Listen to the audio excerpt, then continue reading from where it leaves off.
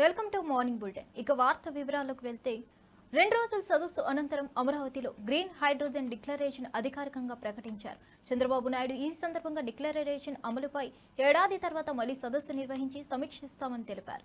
ఈ డిక్లరేషన్ ద్వారా పర్యావరణ పరిరక్షణకు గ్రీన్ హైడ్రోజన్ వినియోగం పెంపు లక్ష్యంగా పెట్టుకున్నారు. ఈ డిక్లరేషన్ దేశంలో గ్రీన్ ఎనర్జీ ప్రమోషన్లో కీలక పాత్ర ఈ ప్రకటనతో అమరావతి పర్యావరణ హితమైన నగరంగా ఎదగడానికి చర్చనీయాంశంగా మారింది. చంద్రబాబు నాయుడు అభిప్రాయాలు పర్యావరణ ప్రేమికులను ఆకర్షించాయి.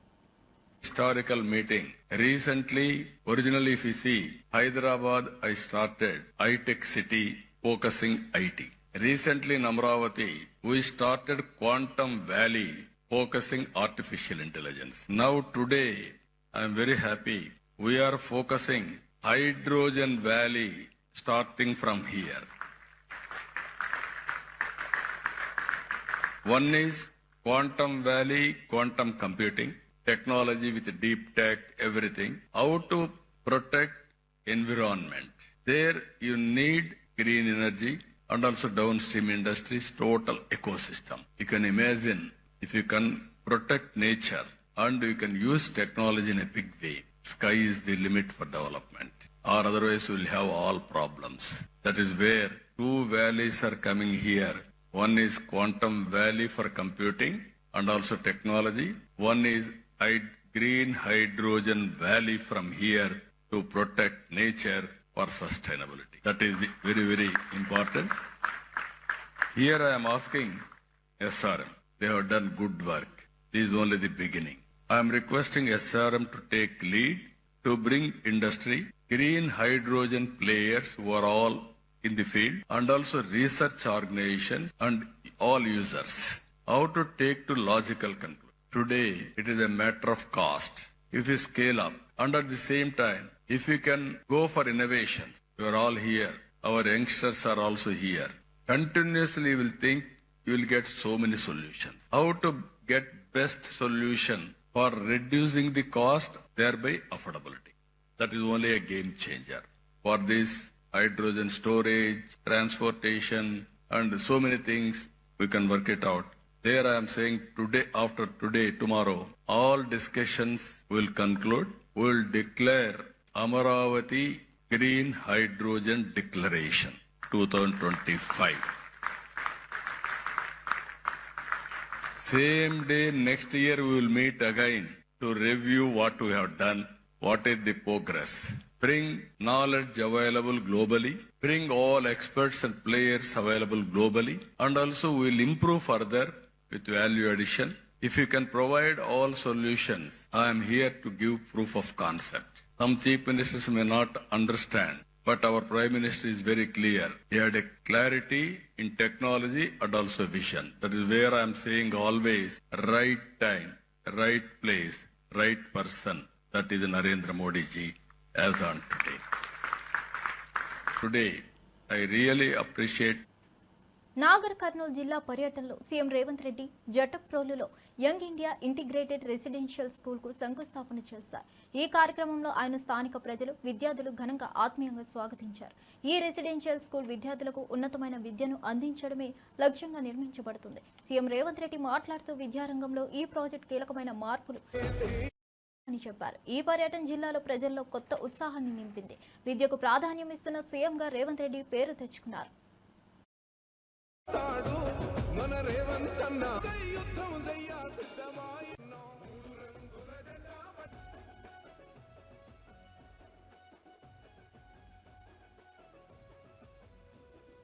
దాడులెన్ని జరిగిన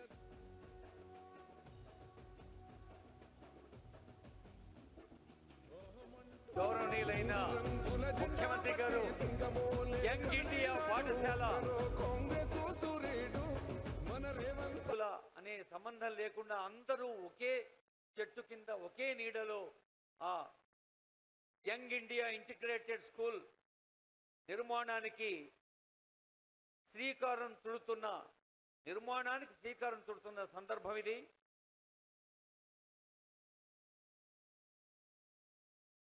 కొల్లాపూర్ నియోజకవర్గంలో 200 కోట్ల రూపాయలు మంజూరు చేశారు గౌరవనీయులైన ముఖ్యమంత్రి వర్యులు. మరి నాగర్ కర్నూలు జిల్లాలోని ఈ జట్ప్రోల్ విలేజ్ పెంటవెల్లి మండలం దగ్గర 508లో సర్వేలో ఉన్నటువంటి కోర్టులు, cricket, soft scape garden development, అలాగే రోడ్లు, జాగింగ్ ట్రాక్, ఇంకా శుద్ధి చేసిన నీటిని ఫ్లషింగ్ చేసేది, ల్యాండ్స్కేప్ కోసం ఉపయోగించేది 1 కాదు 2 కాదు ఆనరబుల్ ఎమ్మెల్యేస్, ఎమ్మెల్సీస్ పెద్దలందరూ పాల్గొంటున్నా. అదిగో గట్టిగా చప్పట్లు కొట్టండి ఒకసారి. అది మనబడి మన పిల్లల కోసం తెలంగాణ ప్రజాపాలన ప్రభుత్వం ప్రారంభిస్తున్న ఒక అద్భుతమైన విద్యా కల్పవృక్షమే యంగ్ ఇండియా ఇంటిగ్రేటెడ్ స్కూల్ అని తెలియచేస్తూ మరి కొద్దిసేపట్లోనే వేదికపైకి వెంచేస్తారు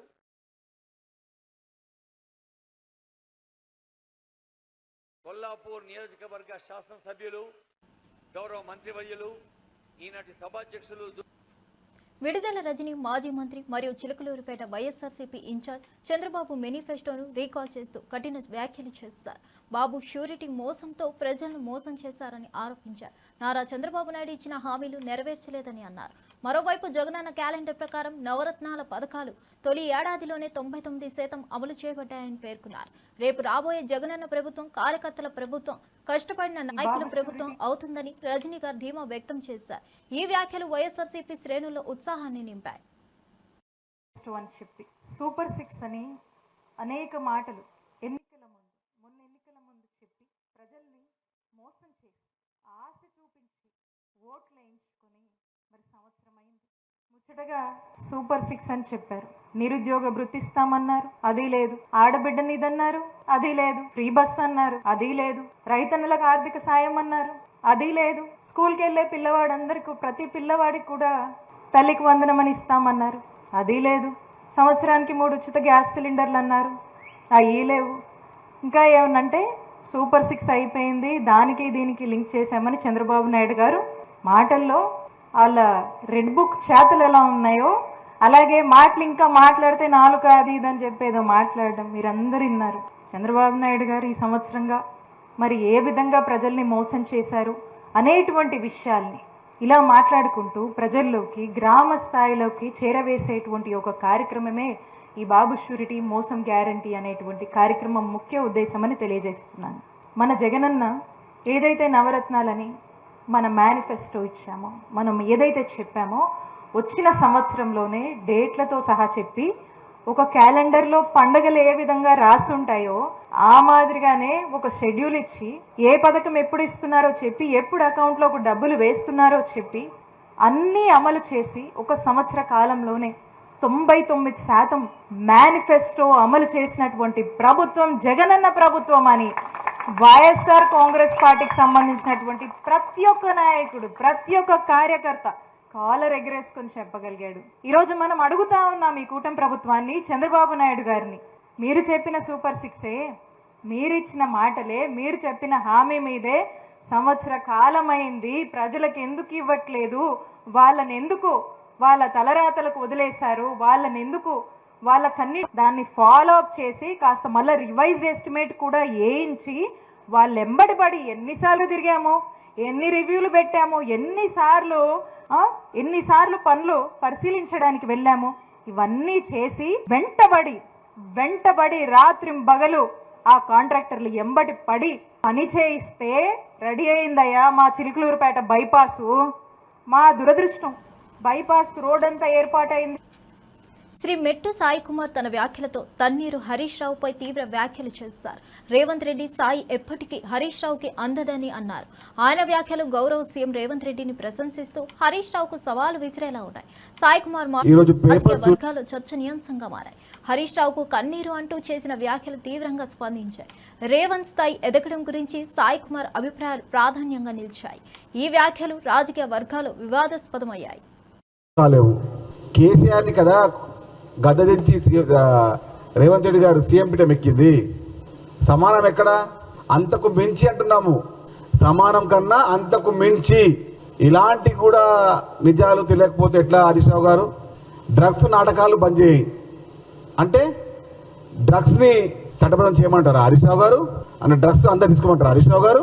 ఆంధ్రప్రభ పేపర్లో కేసీఆర్ తో ఏనాటికి సమానం కాలేవు అంటున్నాడు. హరీష్ రావు గారు మీరు మర్చిపోతున్నారు. కల్వకుంట్ల చంద్రశేఖర్ రావు గారిని ముఖ్యమంత్రిగా ఉన్నప్పుడు ఆయన గద్దదించే యనుమల రేవంత్ రెడ్డి గారు ముఖ్యమంత్రి అయ్యారని మీరు మర్చిపోతున్నారా? భవిష్యత్తులో తన్నీరు హరీష్ రావు గారికి కన్నీరే.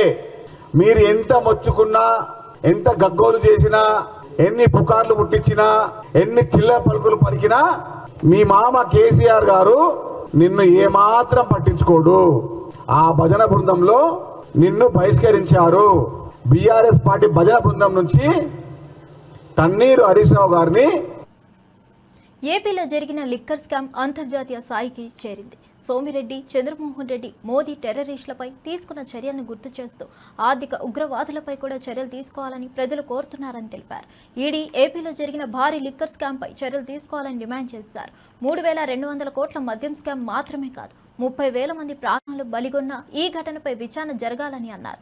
వైసీపీ నేతల కరప్షన్ దేశ సరిహద్దులు దాటినట్టు ఆయన ఆరోపించారు. ఈ వ్యాఖ్యలు రాజకీయ వర్గాల్లో సంచలనంగా మారాయి. ఈ 11 ఏళ్ల పాలనలో ఆయనకి చాలా మంచి పేరు తెచ్చుకున్నారు. ఈవెన్ పహల్గామ్ మీద ఉగ్రవాదులు దాడులు చేయించి ఆ టెర్రరిస్టులు అంతు చూశాడు. ఇక్కడ నేనేమంటానంటే అదేవిధంగా ఎకనామిక్ టెర్రరిస్టుల సంగతి కూడా చూడాల్సిన అవసరం ఉంది. ఇక్కడ for example Delhi liquor case 150 కోట్లు. ఇప్పుడు కాళేశ్వరం మీద కూడా ఈడీ విచారణ మొదలుపెట్టింది. ఢిల్లీ లిక్కర్ కేసు మీద ఈడీ విచారణ మొదలుపెట్టింది. ఇక్కడ 1,000 కోట్లు ఇంటర్నేషనల్ స్కామ్, దుబాయ్ నుంచి మనీ రూటింగ్, ఇవన్నీ. దీంట్లో ఐఏఎస్లు అరెస్ట్ అయినారు, ఐఏఎస్లు జైల్లో ఉన్నారు. ఒక కీలక వ్యక్తి అంటే మీరు అర్థం చేసుకోవచ్చు రాష్ట్రంలో. ఆయన ప్రమేయంతో 3,200 కోట్లు ఇప్పటికి లెక్క తేలింది. ఇటువంటి కేసులో ఈడీ విచారణ చేపట్టాలా? నేను చూసా మీడియాలో, ఒక వ్యక్తి ఆయన సోషల్ మీడియాలో నేను 50 కోట్లు పెట్టి ఒక కుక్క కొన్నాను అని చెప్పాడు. కుక్క పిల్ల. వెంటనే ఈడీ రైడ్ చేసింది. తర్వాత నేను సోషల్ మీడియాలో ఫేక్ మెసేజ్ పెట్టానని చెప్తే వెనక్కి వచ్చింది.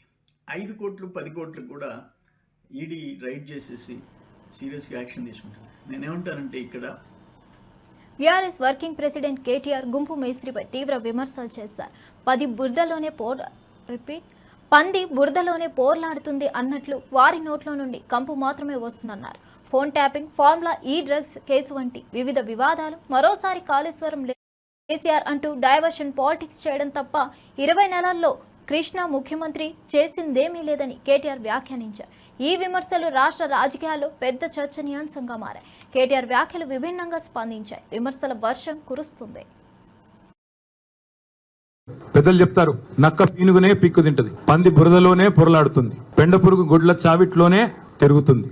అట్లాగే గుంపు మేస్త్రి నోట్లోంచి కంపు తప్ప ఏమి రాదు, నికృష్టపు మాటలు తప్ప ఏది రాదని మళ్ళొక్కసారి తేలిపోయింది. ఒకరోజు ఫోన్ ట్యాపింగ్ అంటాడు, మరొక రోజు ఫార్ములా ఈ అంటాడు, ఇంకో రోజు డ్రగ్స్ అంటాడు, కాదంటే కాళేశ్వరం, లేదంటే కేసీఆర్. 20 నెలల్లో ఈ నికృష్టుడి బతుకు, ఈ రాష్ట్ర ముఖ్యమంత్రిగా ఉన్న నికృష్టుడి బతుకు కేసీఆర్ జపం చేయడం, డైవర్షన్ టాక్టిక్స్ తప్ప, head line management, dead line management తప్ప చేసిందేంది?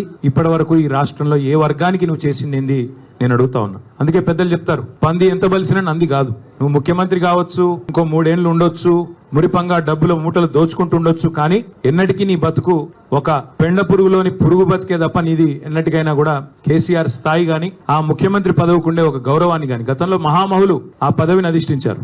ఓ విజయభాస్కర్ రెడ్డి గారు, ఓ ఎన్టీ రామారావు గారు, ఒక రాజశేఖర రెడ్డి గారు, ఓ చంద్రబాబు నాయుడు గారు, ఓ కేసీఆర్ గారు. వాళ్ళు ఆ పదవికి ఎక్కిన తర్వాత ఎంత హుందాగా వ్యవహారం చేశారు. ఒక రోషయ్య గారు ఎంత హుందాగా వ్యవహరించారు. మీరెంత నికృష్టంగా వ్యవహరిస్తున్నారు.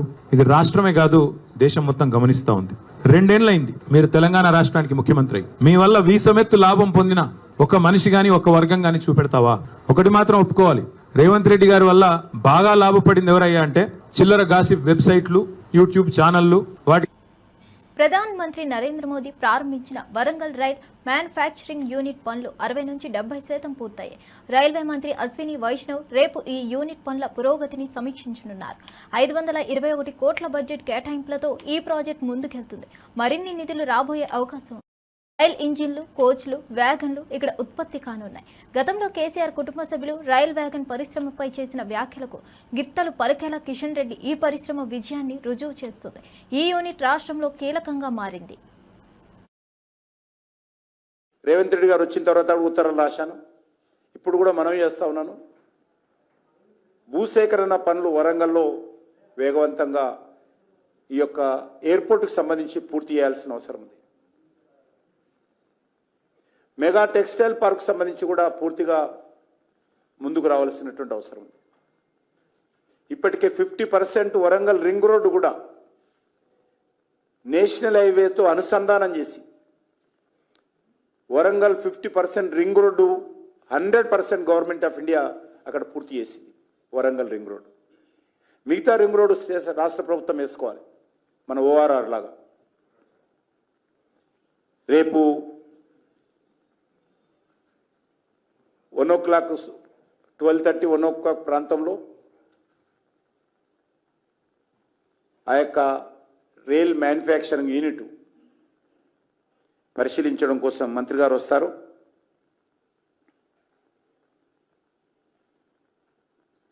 వచ్చే సంవత్సరం ఇక్కడ ఉత్పత్తి ప్రారంభించాలనేదే లక్ష్యంగా పెట్టుకున్నాం.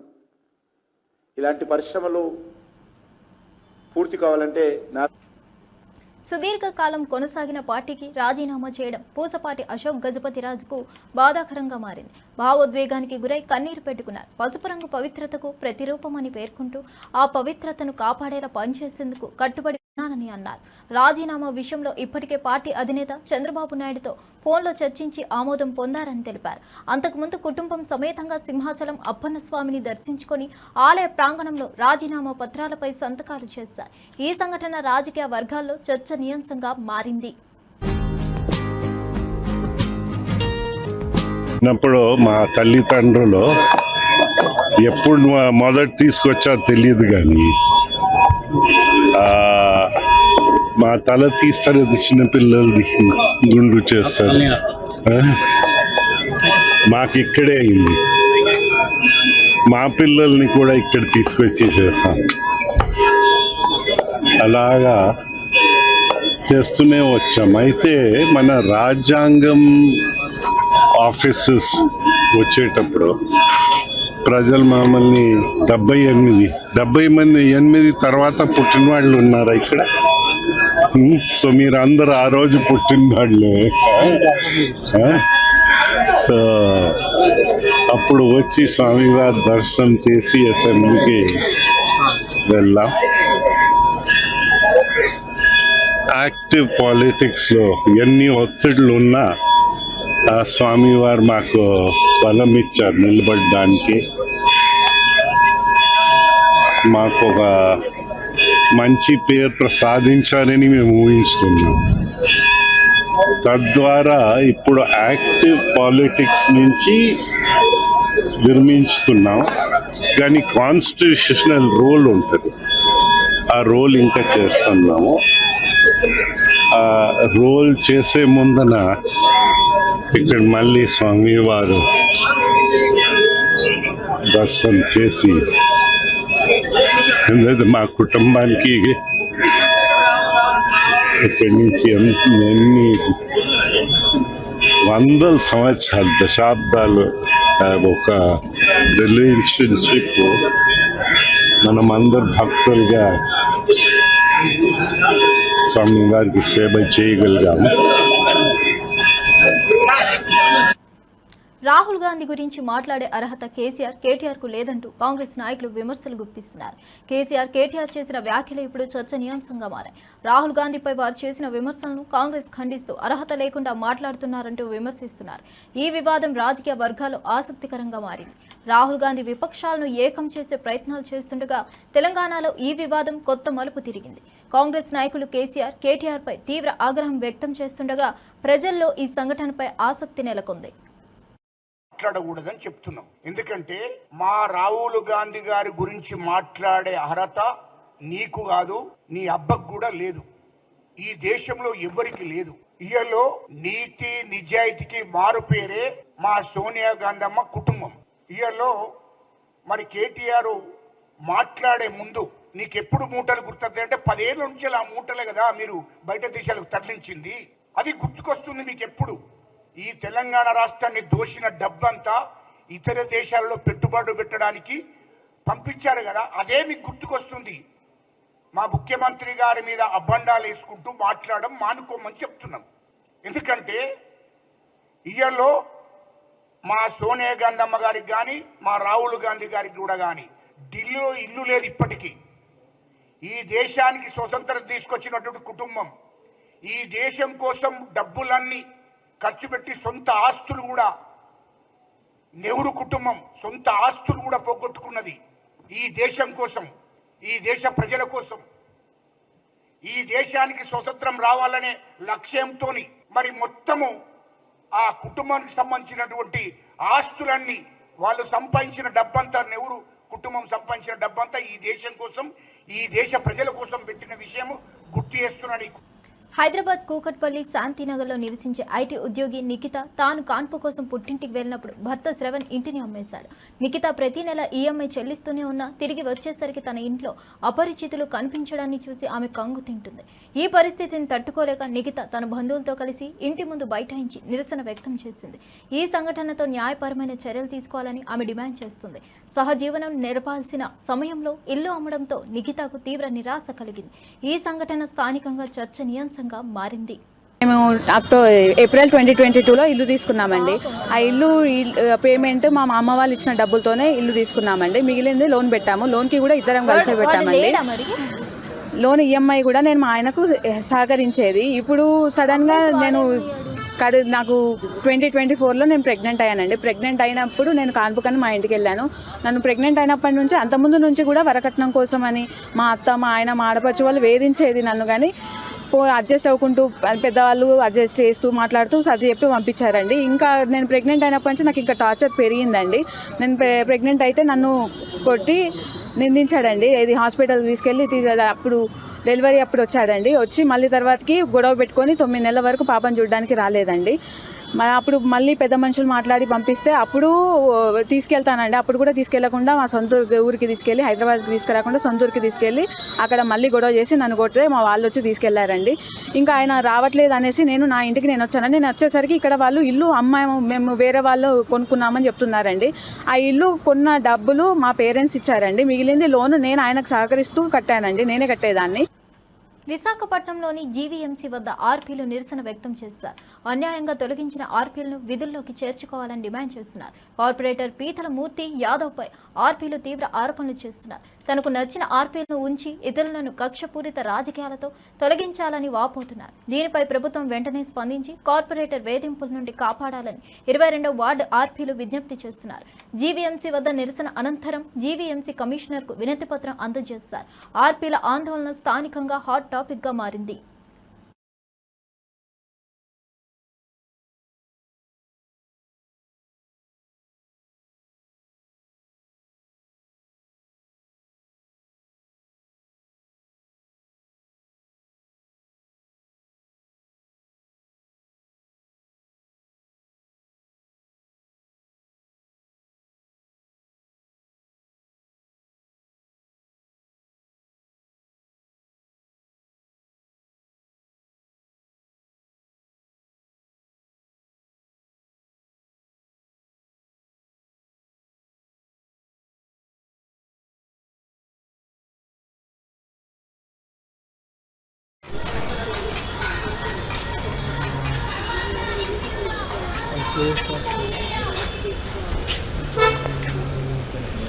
అదేనండి.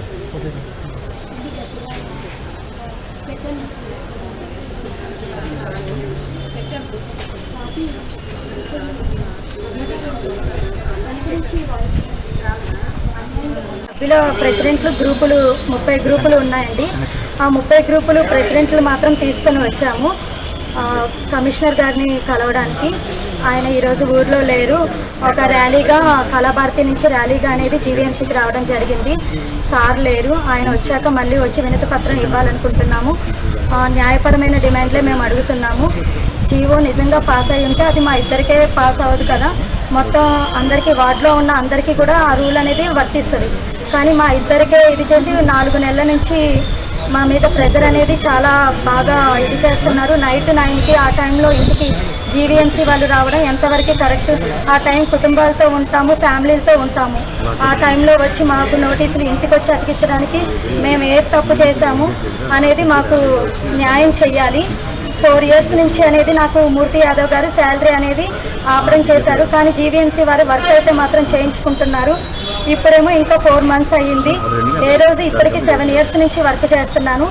మా హస్బెండ్ రిటైర్డ్ ఆర్మీ వాళ్ళకి ఇచ్చే రెస్పెక్ట్ ఇదే అని బయటకు వస్తే అంటే ఏదో యుద్ధం చేసినప్పుడు దండలు వేయడం, క్లాప్స్ కొట్టడం కాదండి.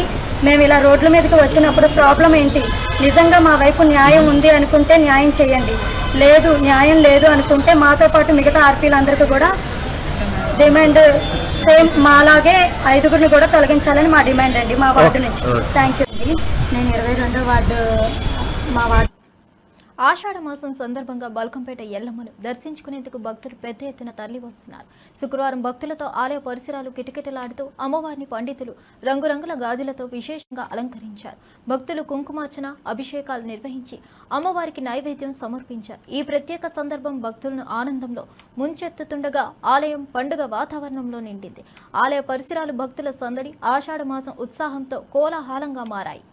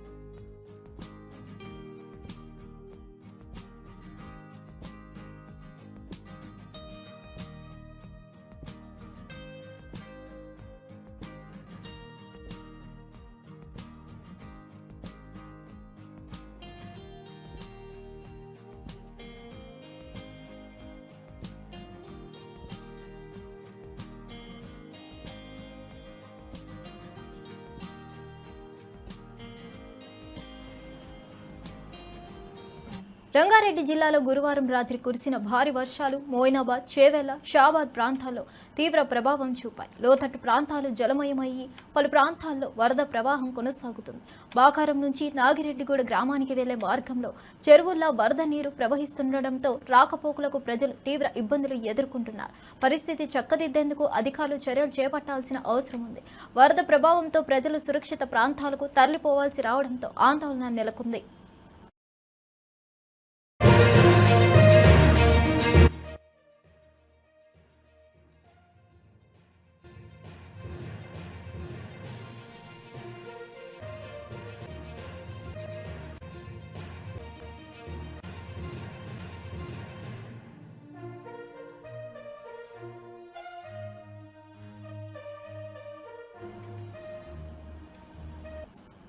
ఇవండి ఈనాటి విశేషాలు. మరో బులెటిన్తో మళ్ళీ కలుద్దాం.